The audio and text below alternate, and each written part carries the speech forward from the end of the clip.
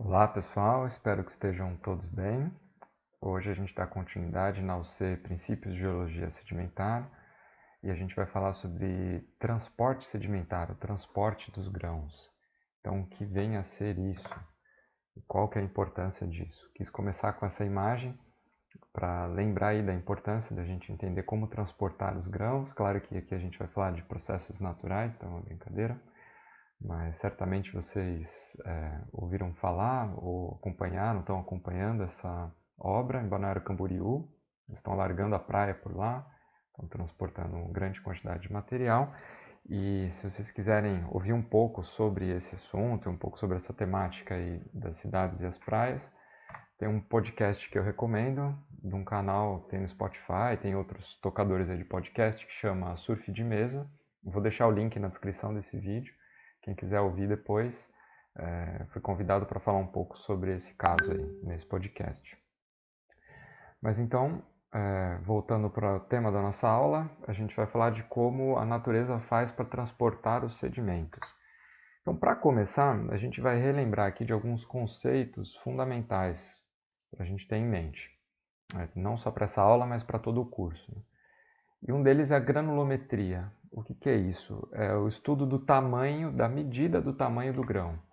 Então, se a gente pensar aqui, hoje a distribuição mais usada é essa escala de Wentworth, e a gente tem aqui, né, em português, o nome das partículas. Então, quando a gente fala de sedimento, a gente está falando de partículas, de fragmentos de alguma coisa.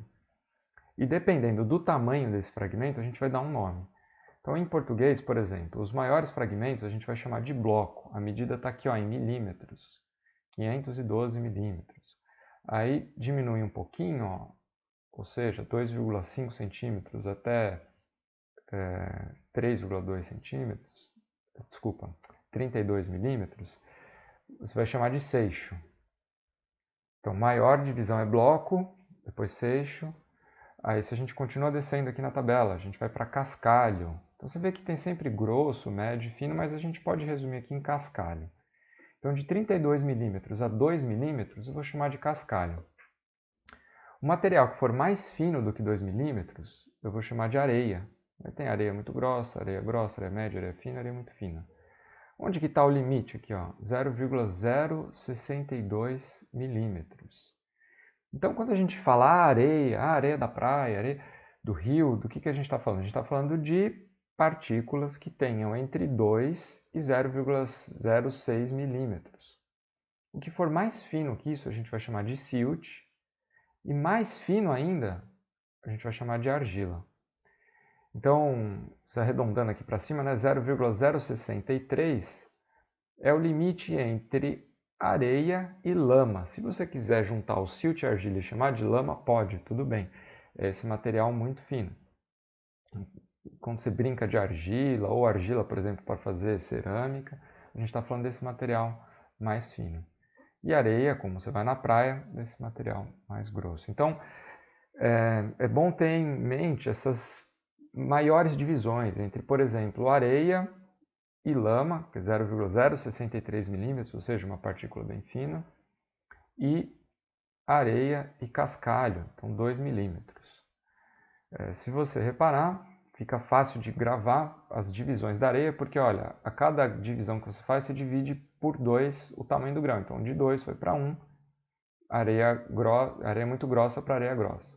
Divide por 2 de novo, areia grossa para areia média. Divide por 2 de novo, areia média para areia fina. Divide por 2 de novo, areia muito fina. Então vai sempre indo metade do tamanho do limite superior. Né? Mas o importante é você lembrar ali que areia e argila têm essa divisão pelo tamanho. A gente vai usar bastante esses termos, então é bom eles estarem bem claros para vocês. E outro conceito fundamental que vocês viram na aula passada em detalhe é o intemperismo. Então, que vem a ser intemperismo, esse processo natural de desgaste da rocha. Gosto bastante desse desenho aqui, acho que ele ilustra bem uma rocha sendo desgastada, dando origem ao sedimento. Essa é uma possível fonte para os sedimentos, a gente vai falar disso também, mas vocês já viram na aula passada o intemperismo. Então a gente vai ter um bloco aí de aulas contando com essa que já começou na semana passada, que a gente vai falar de processos sedimentares, dos processos básicos. Então, começando pelo intemperismo, hoje a gente vai falar sobre o transporte, que também tem a ver com a erosão, e na próxima aula a gente vai falar da deposição. Então, começando pelo intemperismo, só para relembrar, ele é dividido em dois, intemperismo físico e intemperismo químico. Isso é importante porque a gente vai discutir hoje, então a gente vai revisar rapidinho. Intemperismo físico é quando a rocha é desagregada por processos físicos. Então, por exemplo, em lugares frios, a água pode preencher essas fraturas das rochas e aí, quando a água congela, ela expande quebrando esses blocos. Então, isso é um exemplo de uma desagregação física da rocha, ela está sendo fragmentada fisicamente. Já o intemperismo químico, ele, como o próprio nome diz, ele vem de uma reação química, ele é causado pela dissolução do material quando ele está em contato com a água. Então a água vai percolando pela rocha, ou seja, ela vai infiltrando na rocha e ela vai reagindo. Lembra? A água é um solvente universal. Ela vai reagindo com essa rocha e vai dissolvendo os minerais. Então ela vai desagregar a rocha porque ela começa a dissolver a rocha. É um processo um pouco diferente do outro. Mas eles podem se combinar, né? Eles podem atuar juntos. Então, essa breve revisão era só para lembrar o que é o intemperismo, que seria então uma das formas de se produzir os grãos, de se produzir os sedimentos. E a partir daí, esse sedimento pode ser erodido desse lugar e pode começar a ser transportado. E é disso que a gente vai falar hoje. Eu vou dar brevemente os principais conceitos de transporte e a gente vai ver exemplos práticos. A gente vai fazer um tour pelo mundo aí para olhar alguns exemplos dessas formas de transporte. Então eu vou passar nessa primeira etapa aqui o conceito e depois a gente vê exemplos. Da mesma forma que o intemperismo é dividido em físico e químico, o transporte também vai ser físico e vai ser químico, porque o intemperismo pode gerar tanto partículas físicas como elementos dissolvidos, como átomos dissolvidos. Então, vai ser um transporte químico. Começando pelo transporte físico, a gente tem os principais agentes de transporte. São eles o vento, a gente consegue ver aqui nessa fotografia de uma duna próxima a um corpo d'água, e uma mancha clara aqui, vocês conseguem ver, é o grão que o vento está soprando aqui da esquerda para a direita. A hora que passa por cima da duna, ele voa um pouquinho, depois ele cai aqui na parte de trás da duna. Então o vento é um importante agente de transporte, ele pega esse material e carrega. Da mesma forma a gente vê a água aqui, esse sedimento vai chegar na água, vai ser transportado pela água. Então a água é o outro importante, talvez o mais importante agente de transporte na Terra hoje seja a água. Se você for para Marte, vai ser o vento.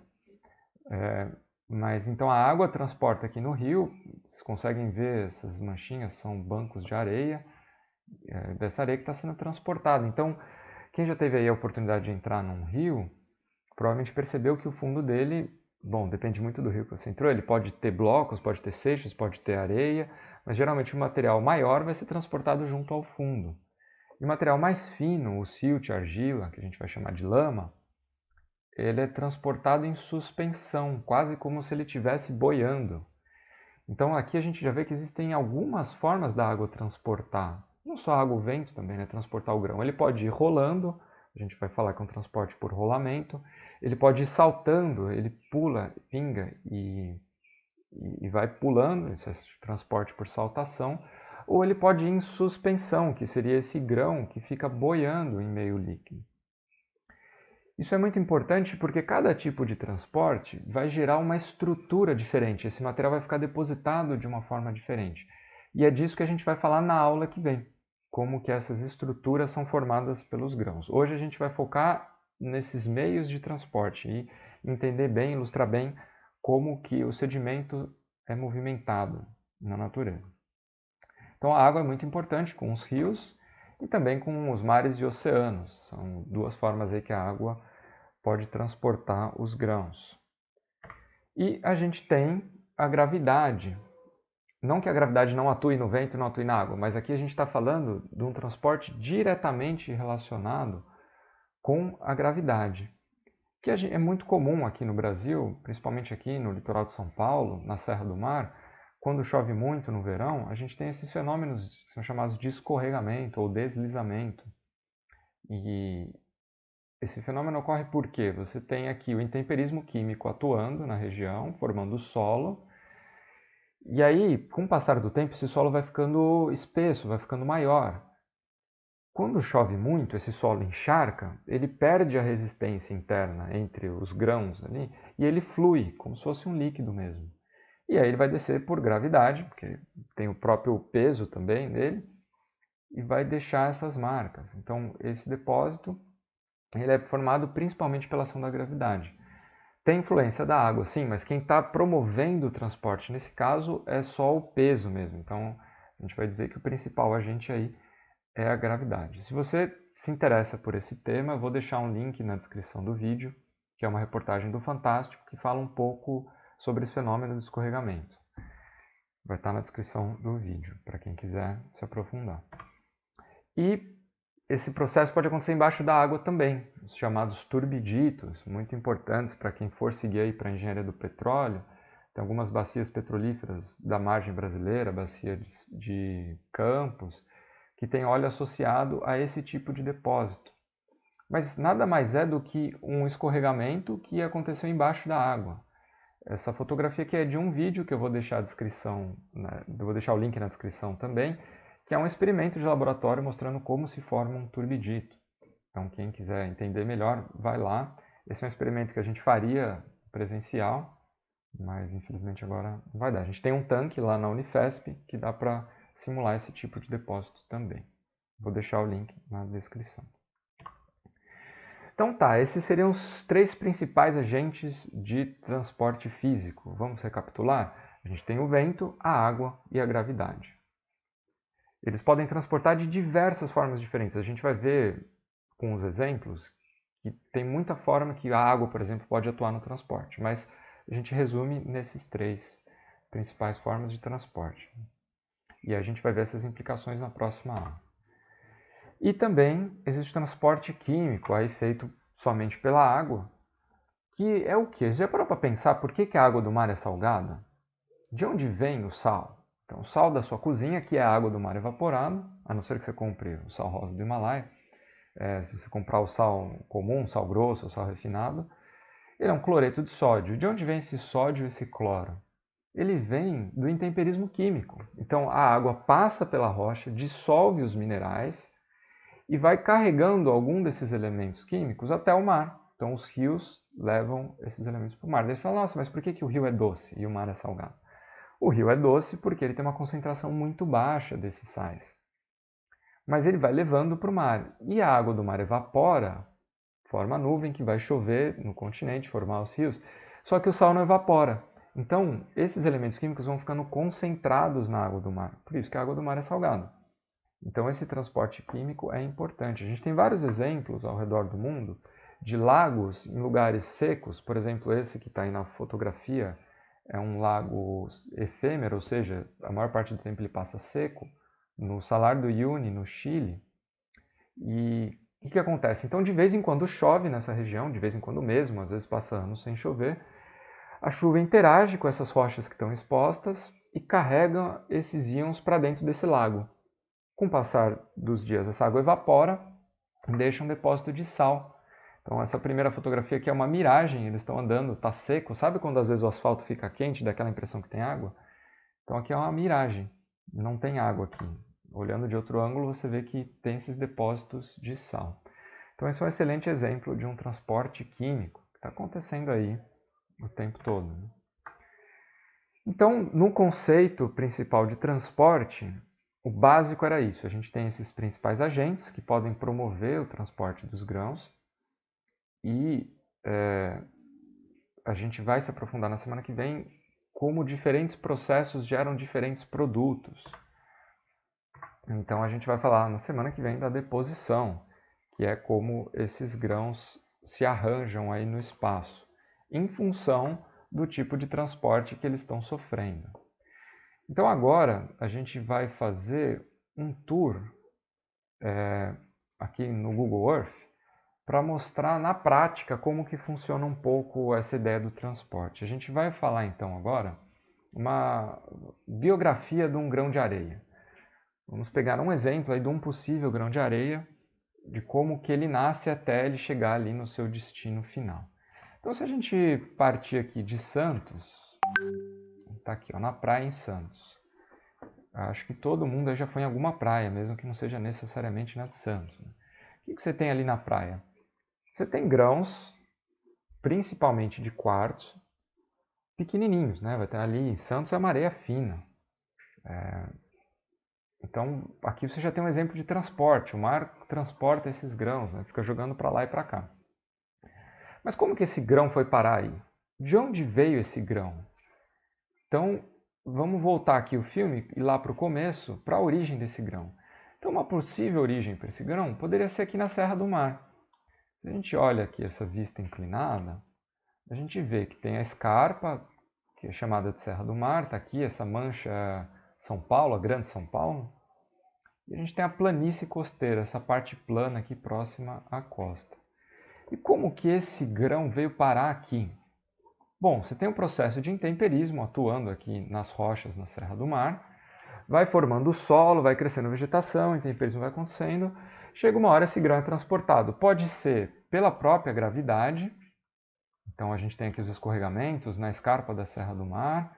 Vamos fazer um parênteses, vamos olhar para um outro lugar lá nos Estados Unidos, no Vale da Morte, que fica muito bonito de ver esses transportes de massa, de gravidade. Então aqui numa região árida não tem vegetação para cobrir. Olha só que legal. Fica muito fácil de perceber, né? Que o material, os sedimentos são gerados aqui na parte alta da montanha pelo intemperismo e são transportados por gravidade, vão formando esses leques, tá vendo esse formato de leque? Lembra que geólogo é muito criativo, então esse depósito é chamado de leque. Vou ver umas fotos aqui. Olha só, uma paisagem árida, cheio de sedimento empilhado aqui. E esse depósito é formado principalmente por ação da gravidade, tá vendo? Sempre que você tem um relevo, uma montanha aqui, você vai ter no pé dela essa saiazinha aqui, que são esses chamados leques. Na Serra do Mar também tem, mas como eles são cobertos por vegetação, fica difícil de ver. Então esse material sofreu pouquíssimo transporte, né? Ele saiu aqui da parte alta e já ficou parado aqui. Mas ele pode cair aqui nesse riozinho que corre na planície, tem um rio aqui no meio, e ser transportado. Tá vendo o rio aqui? Opa! Esse rio vai pegando uma parte desse sedimento e vai retrabalhar. Vamos ver se tem alguma foto aqui. Olha, Salt Creek, em inglês, são os depósitos de sal. Aqui, como é um lugar muito árido também, chove de vez em quando, alaga tudo, quando seca fica essas poças com uma camadinha de sal. Então, mais aí um exemplo de transporte, nesse caso, um transporte químico. Mas vamos voltar lá para Santos, então, continuar a nossa história aqui da biografia desse grão de areia. A gente está aqui na Serra do Mar, não vai dar para ver tão nitidamente esses depósitos, por isso que a gente foi ver num lugar sem vegetação. Mas o outro caminho que esse grão pode seguir é cair num rio. Então ele vai se formar aqui. E aí imagina quando você cava nessa região da Serra do Mar, não sei se alguém já teve a oportunidade de pegar o solo aí, mas vai ser uma coisa bem argilosa. Você vai conseguir fazer uma bolinha, enrolar. Se você for lavando essa terra, pega esse torrãozinho e põe num balde, vai lavando e jogando fora o material que vai ficar em suspensão, vai ficar como se fosse um achocolatado, assim, um Toddy. Você vai jogando fora, vai ficar no fundo uma camadinha de areia. Então, na natureza, quem que faz esse processo de lavar? Os rios. Então, vamos olhar aqui, ó, nesse exemplo, a gente tem uma cachoeira aqui na Serra do Mar. A gente tem, felizmente, várias fotos aqui do André Pimentel, colocou as fotos do seu passeio na Serra do Mar. Olha que legal essa cachoeira. A água vai começar a transportar esses grãos. Se a gente olha um pouco para trás da cachoeira, vamos voltar um pouquinho aqui. A gente tem uma água relativamente clara aí, né? Com um pouco de material em suspensão que dá essa cor um pouco marrom, um pouco verde. A gente olha aqui na beira do rio areia, que está sendo transportada pelo rio. Ela parou aqui agora, mas numa próxima cheia, quando o rio estiver um pouco mais forte, ele vai pegar essa areia e continuar transportando. Aí vai cair aqui nessa cachoeira. Infelizmente, não temos mais fotos aqui dessa parte baixa do rio. Mas então o rio vai descendo a Serra do Mar. Esse rio que eu estou mostrando para vocês é o rio Cubatão. A gente vê aqui ele descendo o vale.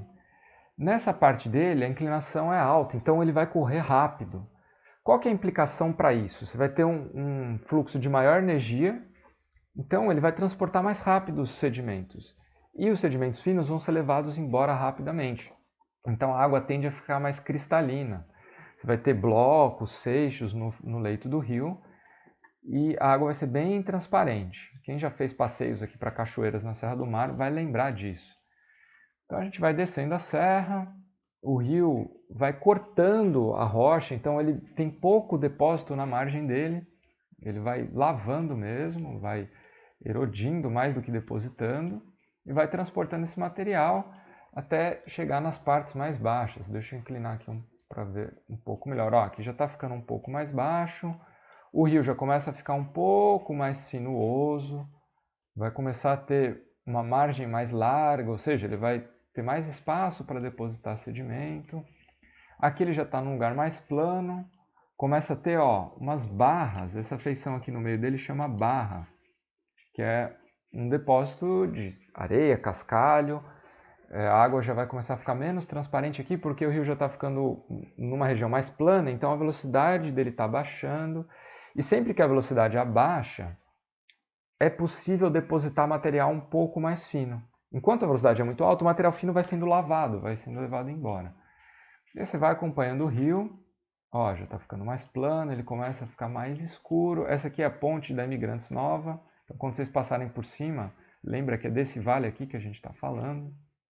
Vou ver uma foto aqui para vocês lembrarem. Agora, olha só essa barra de sedimento. Aqui, se você for, com certeza vai ter areia, cascalho, vai ter material grosso. E o rio com uma coloração já ficando um pouco mais escura. Aí, a hora que ele entra aqui, passa por Cubatão, ele vai ficar contaminado, mas não é por isso que ele fica com essa cor escura. Ele está numa região mais plana, então a argila já fica mais tempo ali em suspensão, começa a receber água dessa região em que o solo vai ter bastante matéria orgânica, então essa água escura também em partes é matéria orgânica, e ele vai andando até chegar aqui no estuário de Santos. Então o material grosso hoje ficou lá para trás. A hora que chega aqui no estuário, ele vai transportar só um material fino, a argila, o silt. Então, esse grão de areia ficou retido lá atrás. Hoje, o que deposita aqui no estuário é material fino, a argila.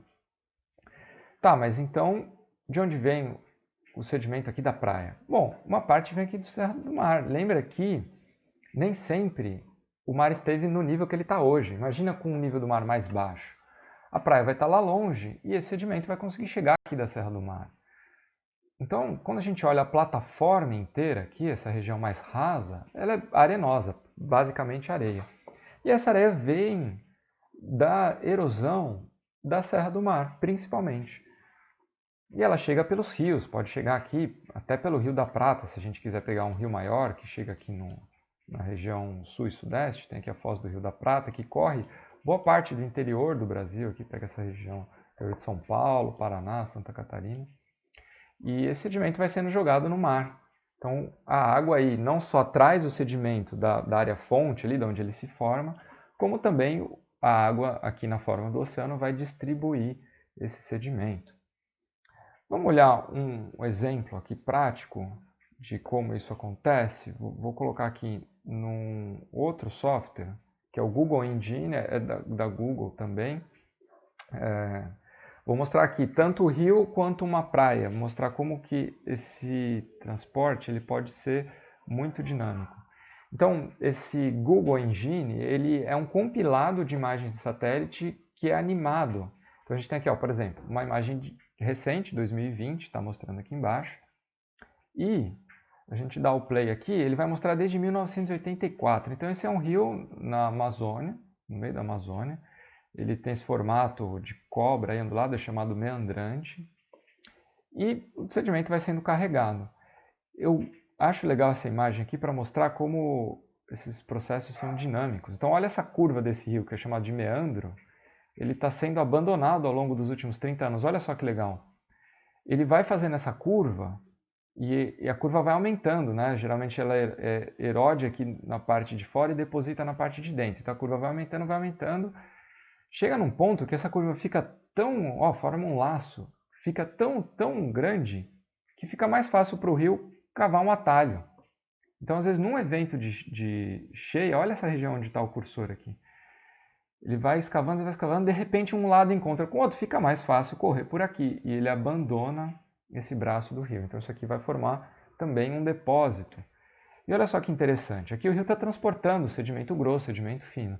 A partir do momento que ele abandona esse braço, tá vendo que fica escura a água? Vai depositar só material fino. Aí ele não tem mais energia nesse lugar para transportar material grosso. Então vai começar a depositar argila. Então você já começa a imaginar como é que vai ficar o empilhamento de grãos aí. Você começa com grãos mais grossos e depois vai para grãos mais finos. Então quem gostou dessa ferramenta aqui, vale muito a pena olhar vários lugares do mundo, chama Google Earth Engine. E aí a gente vai ver exemplos aqui na costa de como que o mar pode transportar de forma muito eficiente também os sedimentos. Vamos olhar um caso aqui próximo de São Paulo, gosto bastante de mostrar em aula, que é da Ilha Comprida, litoral sul aqui de São Paulo. A gente vai indo para sul aqui de Santos. E olha só que legal, essa ponta norte aqui da Ilha Comprida. Então, começando aí ó, em 84, presta atenção na velocidade que tudo que está mexendo aqui é areia, né? Que o mar consegue revolver esses sedimentos. Tem uma influência do rio que chega aqui também, que é o rio Ribeira de Iguape, né? Então, olha só que interessante, como que o mar também pode ser muito eficiente em transportar esses grãos. Então, quando a gente pensa, por exemplo, no que eu falei no começo da aula de Balneário Camboriú, quando a gente quer intervir, quer fazer alguma obra, qualquer coisa, é muito importante a gente entender esses processos de transporte, para saber como lidar, como evitar problemas, como não gerar problemas maiores do que os que a gente está ali já enfrentando. A Ilha Comprida é um caso bom, assim, um exemplo de como a falta de conhecimento desse dinâmica de transporte gerou problemas. Nessa ponta norte aqui, tinha um bairro que já foi 3 quarteirões consumidos aqui pelo mar, por causa desse transporte dos grãos que estão nessa região para a ponta norte aqui. Então é muito importante conhecer esses processos para evitar esses problemas. Vamos ver um exemplo aqui no Nordeste. Lá também tem uma dinâmica muito legal de sedimentos e a gente já passa para o próximo agente de transporte.